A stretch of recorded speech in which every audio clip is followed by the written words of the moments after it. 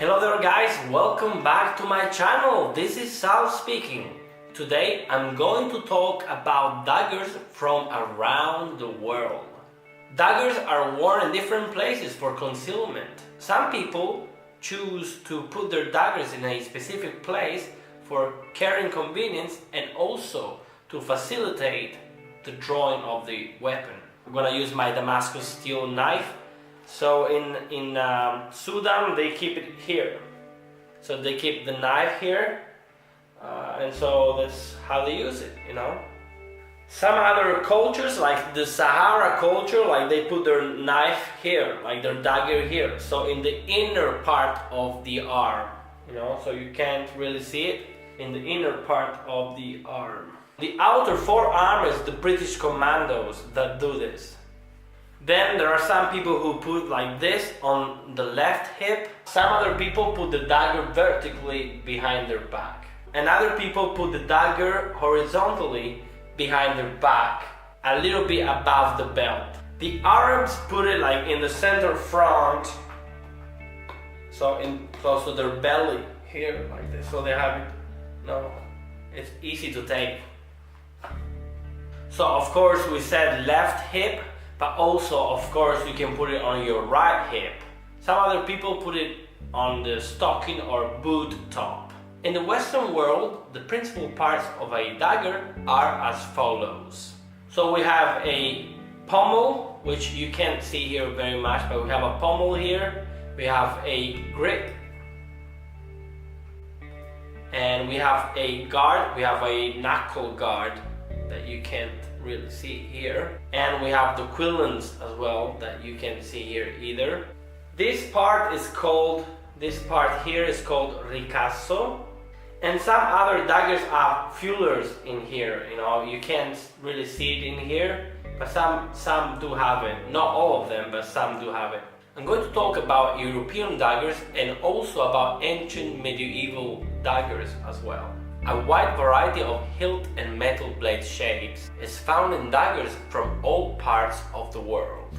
In general, types vary in accordance with their function, ranging from efficiency in fighting to ceremonial use, how they are worn, and the development of technology in each society. Daggers vary in length from 6 inches to 20 inches, and at the longer end of the scale we find the sword. Let's have a look. North American Indian knife, beaver tail blade of steel obtained through trading, 19th century. Skin-do Scottish dagger worn in the stocking top. Usually has a semi-precious stone set on the pommel. Pesh cabs, a dagger popular in Persia and northern India. The blade of T-shaped section was well suited to penetrating chain mail. Arm knife, worn on the upper left arm in the Sudan.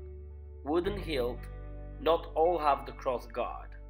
Chinese bronze dagger of the Chu dynasty, one-piece construction with a hollow pierced hilt. Carved, a single-edged Persian knife with watered steel blade inlaid with gold, 17th century. Fusetto, a multi-purpose stiletto for artillerymen used to measure the bore and shot, clear the vent and pierce the powder bag. The blade is usually of an isosceles triangle section.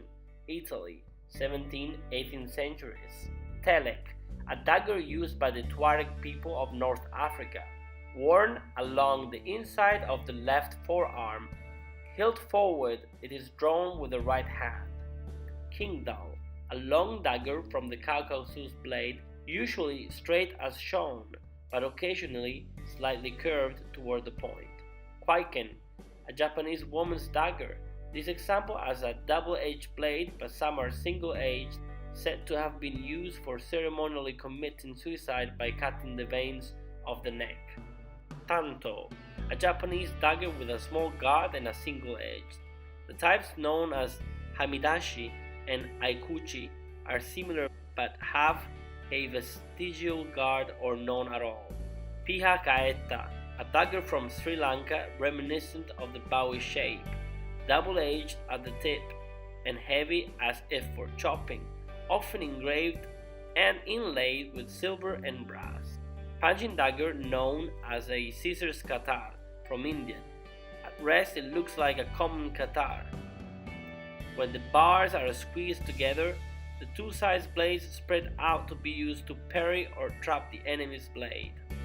Qatar with 3 fixed blades in a handguard, a rare variation combining all 3 possible directions of thrust with a dagger.